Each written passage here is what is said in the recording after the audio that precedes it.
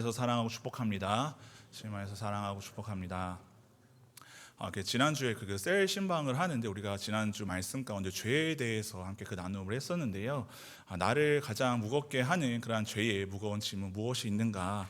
우리가 살면서 내가 하나님 앞에서 이러한 큰 죄를 지은 것에 대해서 한번 나눔을 해보다가 공통된 어떤 그 내용 주제나 내가 사람을 좀 미워합니다. 내가 누군가를 용서하지 못하거나 또 때로는 누군가를 정죄하거나 그러한 모습을 자신의 어떤 그 죄로 고백을 하게 됩니다. 사실은 세상 기준에서 나를 좀 괴롭게 하거나 나랑 맞지 않는 어떤 그 한 사람들을 좀 증오하거나 싫어하거나 갈등을 일으키는 것을 사람들은 죄로 여기지는 않습니다. 그러나 하나님의 말씀을 기준으로 삼고 살아가는 사람들은 그것이 죄인 줄 알기 때문에 이것이 나를 가장 힘들게 하는, 나의 마음을 무겁게 하는 죄의 짐들 가운데 하나님이다라고 그러한 고백들을 청년들이 지난주에 이렇게 하더라고요. 우리는 인간관계 안에서 사실은 좋은 관계를 유지하는 사람들을 사랑하는 것은 사실은 너무나도 쉽습니다. 그런데 나를 괴롭히게 하고 나를 힘들게 하는 소위 원수 같은 그러한 사람들을 사랑하고 용서하는 것은 사실은 쉽지 않습니다. 오히려 미워하는 것이 세상에서는 당연합니다. 이것이 인간의 본성이고 본능이기 때문이죠. 그런데 본능이 항상 옳은 것은 아니죠. 우리가 본능대로 살면 그것이 어찌 하나님의 사람이라고 할 수 있겠습니까? 그래서 예수님은요, 그 인간의 본성을 뛰어넘어 원수 같은 우리를 사랑하여 주셨습니다. 그리스도인들은 이 사랑의 단계에 도달해야 된다는 것입니다. 물론 우리의 근본적인 여러분 원수는 누구입니까? 바로 진리의 가장 큰 원수인 사탄입니다. 오늘 본문에 나오는 이 원수는 그러면 누구의 원수들인가? 그 사탄을 지칭하는 것 같지는 않습니다. 왜냐하면 그 원수를 사랑하라고 하셨기 때문이죠. 오늘 마태복음의 그 수신자들은 바로 유대인들입니다. 바로 이 여기에서 말하는 그 원수의 대상은 바로 이 유대인들, 이스라엘 백성들의 원수라는 것이죠. 예수님 당시의 유대인들은 지금 로마의 압제 아래에 있었습니다. 우리가 오랜 세월 동안 일본의 지배를 받았던 것처럼 지금 이스라엘 백성들은 이 로마 군인들의 통치를 받았던, 압제를 당했던 그러한 시대입니다. 그러한 가운데에 그 로마가 이 이스라엘 땅을 정복하고 그들을 통치하고 다스리는 과정 가운데 사랑하는 가족을 잃었을 가능성이 아주 높습니다. 나의 사랑하는 친구, 나의 어떤 그 이웃, 그 우리들을 괴롭히게 하는 그 로마인들에게 있어서 그 이스라엘 백성들은 바로 그들이 원수였다라는 것이죠. 그래서 유대인들은요, 구약 성경의 그 약속의 그 말씀, 언약의 말씀을 붙들고 우리를 구원하러 오실 그 메시아, 지금 그 로마인들을 무찌르고 우리를 자유롭게 해방시켜줄 그 메시아, 그 왕을 그들은 기대했습니다. 그래서 우리가 기대하는 그 왕의 모습은요, 강한 권력을 갖고 힘을 갖고 정치력을 갖고서 우리를 구원해주고 해방시켜줄 그러한 존재를 그들은 기다렸다라는 것이죠. 그런데 우리의 왕으로 오신 메시아의 모습 여러분 어땠습니까? 어떠한 권력도 없었고 어떠한 능력도 없었습니다. 그저 초라하고 연약한 그 마구간, 아무도 찾지 않는 그 말구에서 예수님은 태어나셨다라는 것이죠. 그렇게 오신 예수님이, 소위 왕으로 오셨다라고 말씀하신 그 예수님이 사람들한테 말합니다. 내가 너희들의 그 원수를 무찔러 줄 게가 아니라 이 원수들을 사랑해라. 지금 예수님께서 많은 사람들이 모여있는 그 산에서 산상수훈 설교 말씀을 지금 말씀하고 계시다라는 것입니다. 이 말씀을 제가 묵상한 거 사실은 준비하기 전까지는요, 그 원수를 사랑해야 한다는 본문을 어떻게 이해했는가, 어렸을 때 얼핏 들었던 그 내용은 우리가 원수까지도 사랑해야 된다, 그렇게 말씀하시는 목사님들이 계셨습니다. 그게 틀린 말은 아닙니다. 원수까지도 사랑해야 된다는 그러한 말의 의미에는 우리가 가까운 이웃, 가까운 가족부터 우리가 사랑하면서 원수 사랑까지도 우리가 나아가야 된다는 그러한 메시지였던 것 같아요. 그래서 저는 생각했죠. 원수까지도 사랑할 수 있는 그 사람들은 어떠한 믿음의 경지에 오른 사람들이 할 수 있는 것이다. 꼭 원수까지 사랑하지 않아도 우리가 하나님 앞에 구원받는데 아무런 그러한 제약이 없지 않는가. 또 어떠한 목사님이 그러한 설교를 하는 경우가 있습니다. 원수는 피하면 된다. 원수를 만나지 않으면 된다라는 거예요. 사실은 원수를 만난다기보다는 사실 원수를 만드는 경우가 사람들은 더 많이 있기 때문에 아마 그러한 의미로서 원수는 될 수 있으면 만들지도 말고 피하면 죄를 짓지 않는다. 이러한 그 말씀을 비추어 때 어떻게 보면은 굉장히 비껴간 것 같아요. 이 말씀을 직면하지 못한 것 같아요. 뭡니까? 이 말씀을 순종하기가 그만큼 어렵다라는 것이죠. 저도 그래서 이 본문은 그렇게 깊이 묵상하고 싶지 않고 사실 건너뛰고 싶을 때가 많았어요. 여러분, 근데 대학교 여러분 시험 볼 때나 고등학교 때 여러분 시험 치잖아요. 시험 범위 가운데 내가 열심히 공부하지 않은 게 여러분 문제가 나와요. 항상 대학교 때도 범위가 너무 넓으면 이거는 문제가 안 나올 것 같아서 공부를 안 하면 반드시 나온다라는 것이죠. 여러분, 성경도 우리가 시험 문제를 보기 위해서 읽는 것은 아니지만 우리의 인생에 여러 가지로 시험과 고난이 있잖아요. 우리가 성경 그 어디에도 우리가 건너뛰어도 될 말씀은 없고요, 대충 읽어도 되는 말씀은 없다라는 것이죠. 어떻게 보면 우리 연약한 인간이 이 말씀을 온전히 깊이 묵상하고 순종하는 것은 사실은 쉽지 않습니다. 저 역시도 그렇습니다. 그런데 엄밀히 말해서 예수님은요, 원수까지도 사랑하라고 하신 적이 없습니다. 오늘 본문에 보면 그저 원수를 사랑하라고 했어요. 원수를 사랑해라. 그런데 여기서 우리는 의문이 생겨야 됩니다. 여러분들 의문이 생기지 않죠? 저는 의문이 생깁니다. 그렇다면 구약 성경에는 하나님께서 이런 말씀을 주셨거든요. 여러분 들으셔서 알 거예요. 눈에는 눈, 이에는 이. 이게 무슨 말입니까? 어떻게 여러분 이해하고 계십니까? 고대 세계에서는 개인의 복수가 여러분 허용되었습니다. 그때는 어떠한 재판관이나 어떠한 이렇게 치안을 유지하는 어떠한 그런 권력이 이렇게 안정이 되지 않았던 그 고대 세계에서는 개인의 복수가 허용이 된 거예요. 그런데 그 복수에도 한계가 있어야 됐습니다. 무조건 나를 괴롭히는 대상을 똑같이 복수하라는 의미에서 눈에는 눈, 이에는 이라는 그러한 법의 말씀을 주신 거예요. 너의 눈을 다치게 했으면 그 눈만 다치게 해라. 너가 이만큼 손해를 보았으면 그만큼만 그 상대방한테도 그 죄의 대가를 물어라. 어떤 그 마음에, 인간의 그 마음과 과도한 복수를 억제하기 위한 하나님의 조치로 이 말씀을 주신 거예요. 눈에는 눈, 이에는 이. 복수를 권장하거나 장려하기 위해서 이러한 말씀을 주신 것이 아니라는 것이죠. 그래서 오늘 우리가 읽진 않았지만 그 34절 그 말씀을 보면은 사람들이 그렇게 알고 있다는 거예요. 너희가 눈에는 눈, 이에는 이라는 말을 들어서 알고 있으나 오른쪽 뺨을 맞는다고 해서 너희가 오른쪽 뺨을 또 똑같이 때리는 것이 아니라 예수님께서는 뭐라고 말씀하십니까? 오히려 왼쪽 뺨을 대라. 오른쪽 뺨을 맞으면 오른쪽 뺨을 때리는 것이 바로 율법의 여러분 가르침입니다. 구약성경에 그렇게 나와 있어요. 눈에는 눈, 이에는 이. 근데 예수님은요, 이 말씀을 거의 부정하시는 것처럼 오른쪽 뺨을 맞은 사람은 왼쪽 뺨도 돌려대라. 예수님께서는 그저 이 땅에 오신 이유가 여러분 무엇입니까? 율법을 가르치기 위해서 오신 것이 아니라 예수님은 율법을 완성하기 위해 오신 분입니다, 여러분. 그 예수님은 그 율법을 완성하시기 위해서 율법의 가르침대로 눈에는 눈, 이에는 이라고 말씀하시는 것이 아니라 너가 오른쪽 뺨을 맞았으면 왼쪽 뺨까지 돌려대라는 것입니다.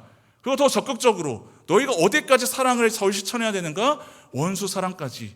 너희의 가족과 너희의 생명을 다 앗아가고 빼앗아갔던 그 적들을 위하여서 사랑하라고 예수님께서 말씀하고 계신다라는 것이죠. 예수님께서 이런 말씀하셨을 때 그 사람들 여러분 반응은 어땠을까요? 그 말씀에 그저 아멘하고 순종하기에는 쉽지 않았을 것 같습니다. 원수를 사랑하라고? 우리는 그저 사랑하라고 그 말씀이 나의 삶 가운데도 여러분 작동해야 됩니다. 실천을 해야 된다는 것이죠. 그래서 예수님께서 구체적인 실천 방법으로 말씀해 주십니다. 그냥 도덕적인 가르침이나 윤리적 교훈으로서 원수까지 사랑해야 된다 이렇게 말씀하지 않으시고 구체적인 실침을 이렇게 말씀해 주시는데요. 44절 말씀 우리 함께 한 목소리 읽도록 하겠습니다. 시작. 나는 기도하라. 너희 원수가 너희를 박해하는 자들이에요. 소극적인 차원에서 원수를 미워하지 말라. 원수를 피하라 하지 않으시고 내 마음을 잘 다스리고 참고 그저 인내하라고 주님께서 하지 않으셨습니다. 더욱 적극적으로 너희 원수를 사랑하거나 아니면 뭐하라? 기도하라는 거예요. 너희를 박해하는 자를 위해 기도하는 게 곧 원수를 사랑하는 것이다라고 예수님께서 지금 말씀하고 계시다는 것이죠. 그 우리가 해야 될 것은 딱 두 가지입니다. 간단합니다. 사랑하거나 기도하거나. 원수를 향한 나의 그 미움의 그 마음 우리 스스로 여러분 다스릴 수가 없어요. 여러분 싫어하는 사람들이 있죠. 나를 괴롭게 하는 사람이 있죠. 그 마음 여러분 컨트롤이 됩니까? 안 됩니다. 그 사람을 향해서 어떤 복수가 불타오를 때가 있고 증오가 생길 때가 있고 욕이 나올 때가 있고 때로는 피하고 싶기도 하고요. 우리 인간은 여러분 그런 존재예요. 우리 인간 스스로가 우리의 그 마음을 잘 다스려서 내가 원수같이 여기는 그 대상을 사랑할 수 있도록 내가 한다라는 건 쉽지 않습니다. 사실 거의 불가능합니다. 그래서 예수님께서 말씀하시는 거예요. 너희를 박해하는 그 자들을 위해서 그 원수들을 위해서 무엇해라? 기도해라. 사랑을 실천하는 구체적인 방법으로 예수님께서 기도하라고 지금 하신 겁니다.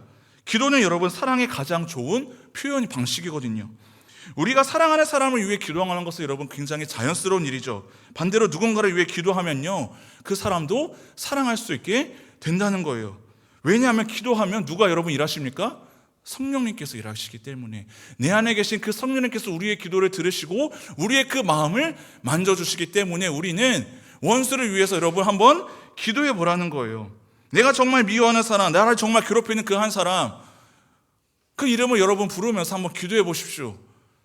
한국인들이 가장 좋아하는 한국시, 내가 그의 이름을 불러주었을 때 그는 나에게로 와서 무엇이 되었습니까? 말이 꼬이네. 꽃이 되었다. 그 사람 이름을 한번 여러분 부르면서 한번 기도해 보십시오. 양우영 목사 언제 주님 정신 차립니까? 양우영 목사가 좀 제발 회개하게, 이렇게 한번 기도해 보십시오. 그러면요 어떻게 됩니까? 사랑하기 전에 먼저 긍휼히 여겨지는 거예요. 불쌍하게 여겨지는 거예요. 우리가 말하는, 성경에서 말하는 그 사랑은 바로 이러한 사랑이거든요. 그저 어떠한 사랑, 세상 사람들로 하는 어떠한 연인 간의 사랑, 가족 간의 사랑, 그러한 사랑 정도가 아니라 원수 같은 그 우리를 하나님께서 바라보셨을 때 우리를 긍휼히 여겨주시고 불쌍히 여겨주시면서 우리를 사랑해 주셨기 때문에 우리를 위해서 죽기까지 한 그 사랑을 우리에게 보여주신 거 여러분 아니겠습니까? 우리도 그 사람의 이름을 부르면서 일단 기도하기 시작하면요 반드시 여러분 변합니다. 이따가 여러분 기도할 때, 적용찬양 부르고 기도할 때 싫어하는 사람 여러분 있잖아요. 없는 사람 없잖아요. 알아요. 다 있잖아요. 기도해 보십시오. 저는 참고로 마이크니까 저는 무음으로 기도하겠습니다. 저도 있거든요. 나를 힘들게 하고 괴롭게 하는 사람. 근데 그 이름을 여러분 부르면서 기도해 보면요 정말 한번 해보십시오. 그 사람을 향해 불쌍히 여겨지는 마음이 나오고요, 그 사람을 사랑할 수 있게 된다는 것이죠. 누구의 힘으로? 성령님의 힘으로.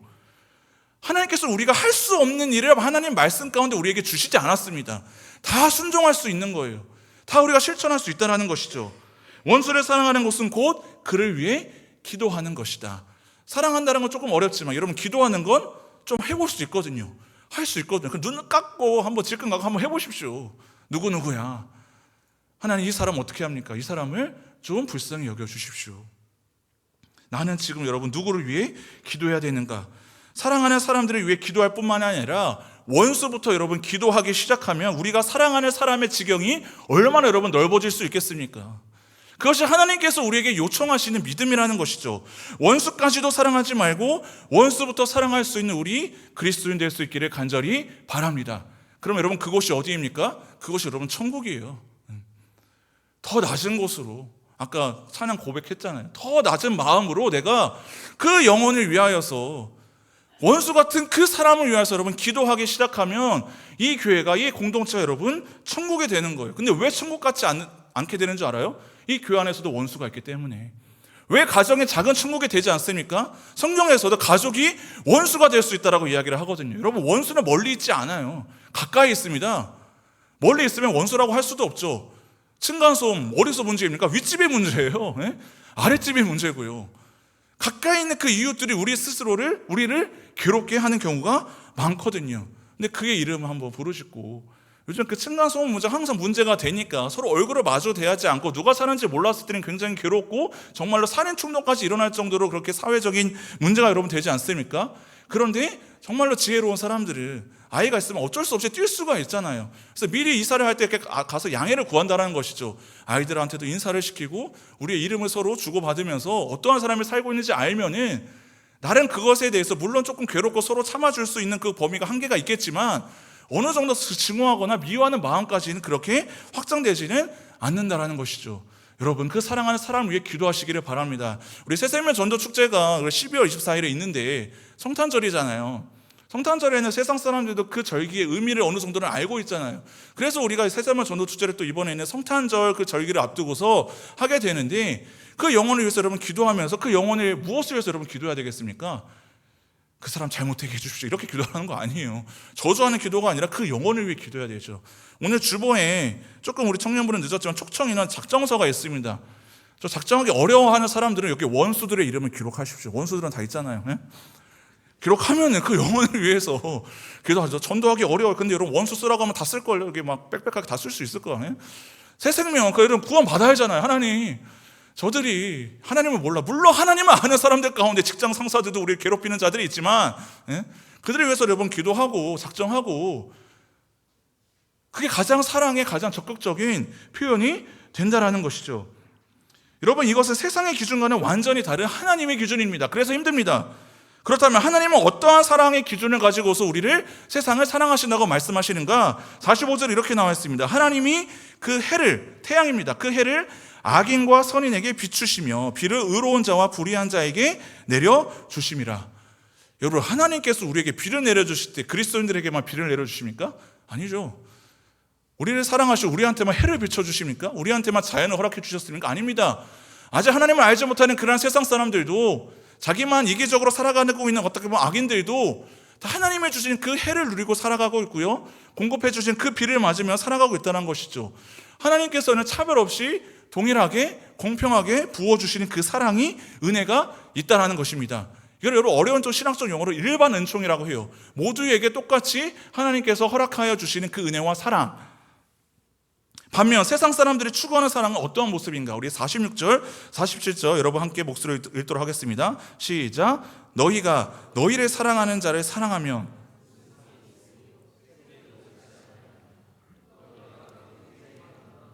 남보다 더하는 것이 무엇이냐? 이방인들도 이같이 아니하느냐? 지금 예수님께서 비교하시면 설명하시는 그 대상이 누구인가? 세리와 이방인들이에요. 이때 당시 유대인들은, 세리와 이방인들은 사람 취급하지도 않았어요. 짐승 취급했거든요. 근데 그들도 자기를 사랑해주는 사람을 사랑하지 않느냐? 서로 형제를 사랑하고 가족들을 서로 챙겨주고 하지 않느냐? 그거는 세상에 짐승마도 너희가 못하게 취급을 여기는 세리와 이방인들도 한다. 세상 사람들도 서로 사랑을 노래하고 가족들을 위해서 끔찍히 여길 줄 알고, 서로 자기를 선대하는 사람을 다 자기도 선대할 줄 안다. 그런데 너희가 그러한 수준으로 지금 사랑을 하겠다라고? 지금 예수님께서 우리에게 말씀하신다라는 것이죠. 자기를 사랑해주는 사람, 여러분 사랑하는 거 어렵지 않습니까? 당연한 이치입니다. 세상 논리에 보면요. 근데 하나님께서 말씀하시는 사랑, 우리한테 요청하시는 사랑은 그 정도의 사랑 수준이 아니라는 것입니다. 우리가 아버지께 받은 사랑이 여러분 그러한 사랑입니까? 우리가 사랑받을 만한 행동을 해서 하나님께서 우리를 사랑해 주셨습니까? 우리가 구원받을 만한 어떠한 노력을 해서, 어떠한 교회를 해서, 여러분 봉사를 해서, 섬겨서 하나님께서 우리를 사랑해 주십니까? 아닙니다. 원수 같은 우리들, 죄로 인해서 죽을 수밖에 없는 정말로 원수 같은 그런 우리들을 하나님께서는 아무런 조건 없이 우리를 사랑해 주십니다. 하나님께서 베푸신 사랑, 여러분 그러한 사랑이라는 거예요. 어떻게 원수까지도 사랑해요? 그런 마음으로 하나님께서도 우리를 그렇게 바라보실 수 있다는 거죠. 어떻게 너희 같은 것들을 내가 사랑할 수 있겠니? 절대자이고 만물을 창조하시는 창조주 하나님께서 특별받지 못한, 그럼에도 불구하고 하나님의 날마다 배반하는 우리와 같은 그 원수 같은 우리를 하나님께서 사랑해 주셨다는 거예요. 불가능한 그 사랑을 하나님께서는 예수 그리스도를 죽게 하심으로 우리를 사랑해 주셨다. 성경에 나오는 사랑, 여러분 그러한 사랑이에요. 정말로 실천하고 싶지도 않고 피하고 싶고 우리가 고작 싫어하고 미워하는 사랑, 그 정도의 어떤 원수 사랑이 아니라, 그럴 필요도 없으신데 자기가 가장 사랑하시는 그 독생자 예수 그리스도를 죽게 하신 그 사랑이라는 것이죠. 성경에서 나오는 사랑은 여러분 그런 정도의 수준의 사랑입니다. 우리가 여러분 그러한 수준의 사랑으로 나아가야 된다라고 예수님께서 우리에게 말씀하시는 것입니다. 그런데 우리는요, 하나님께 불순종할 때 하나님과 무슨 관계가 되었습니까? 이미 원수 관계가 되었습니다. 로마서 5장 10절에 이렇게 나와 있습니다. 곧 우리가 원수 되었을 때 누구와요? 하나님과 그의 아들의 죽으심으로 말미암아 하나님과 화목하게 되었은즉 화목하게 된 자로서는 더욱 그의 살아나심으로 말미암아 구원을 받을 것이로다. 우리가 원수 되었을 때, 죄인 되었을 때, 아직 원수였던 우리가 회개하고 조금 더 그럴듯한 어떠한 그리스도인이 되었을 때 하나님께서 우리를 위하여서 예수 그리스도를 보내주신 것이 아니라 이미 그의 아들의 죽으심으로 원수 같은 우리를 위하여서, 우리가 아직 죄인 되었을 때에 우리에게 그 하나님께서 그 자기의 사랑을 확증하여 보여주셨느니라. 어떻게 해요? 그의 아들을 죽게 하심으로. 우리가 받은 사랑이 우리가 원수가 되었을 때, 우리가 믿음 생활 잘했을 때가 아닙니다. 우리가 죄인 되었을 때에 그의 아들을 죽게 하시는 사랑을 우리에게 보여주셨다는 것이죠. 우리가 그 누군가를 사랑할 때, 저 사람이 나한테 좀 더 잘해줬을 때, 저 사람이 변화되었을 때 사랑하라는 말하지 않습니다. 그 원수 같은 그 사랑, 지금 이 순간, 지금 정말로 증오하고 싶은 그 순간, 정말 나랑 맞지 않고 정말 피하고 싶은 그 상대가 바로 내 눈앞에 있을 때 지금 하나님께서, 예수님께서 사랑하라고 하시는 것이죠. 물론 여러분 원수 사랑은 힘듭니다. 불가능에 가깝습니다. 여러분 그 마음속에 떠오르는 사람 있죠? 힘듭니다. 굳이 그렇게까지? 그렇게 하지 않아도 내 믿음 생활에 전혀 지장이 없는데.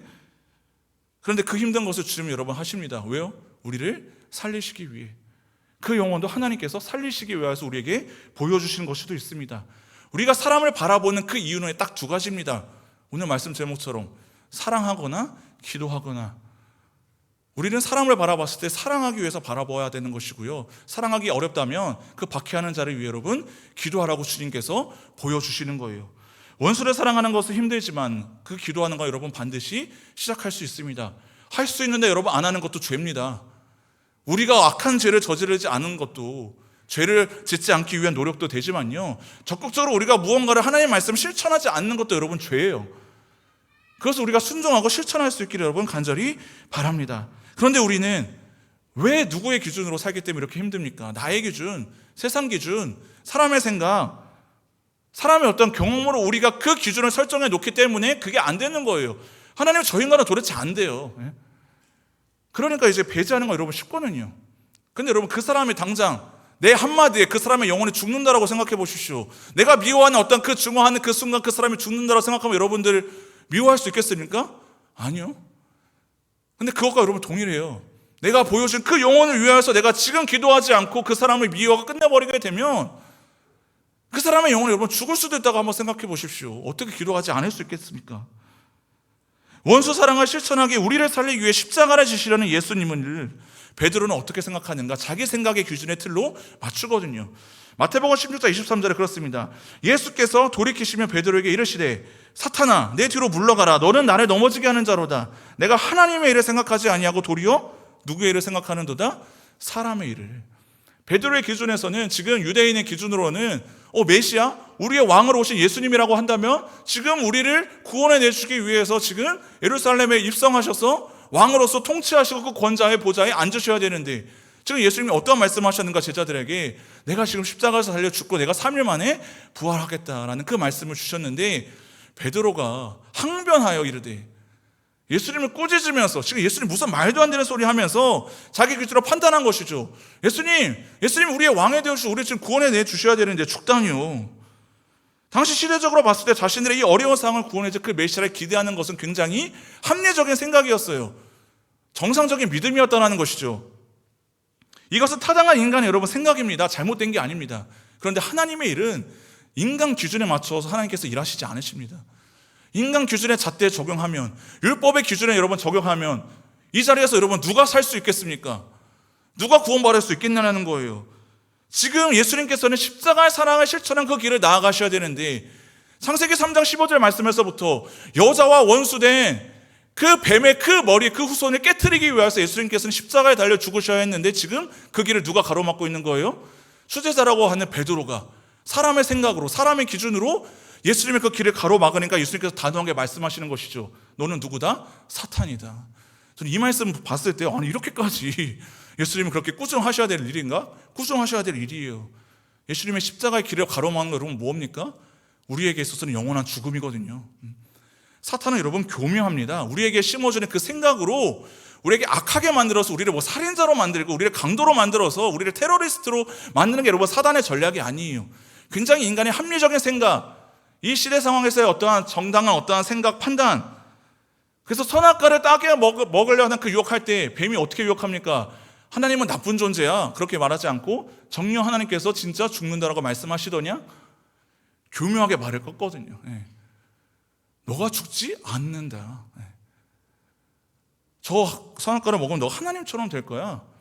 보암직도 하고, 그 말을 듣고 나서 먹음직도 하고. 인간의 어떤 합리적인 생각, 이성에 여러분 다 물론 악한 것은 아니지만 사탄은 그렇게 우리를 흔들낸다는 것이죠. 야, 원수까지도 뭘 사랑해? 너가 사랑하는 사람만 사랑해도 충분해. 너 원수 사랑하지 않아도 너가 구원받는 데 있어서 아무런 지장이 없어. 야, 주일 한번 빠져도 괜찮아.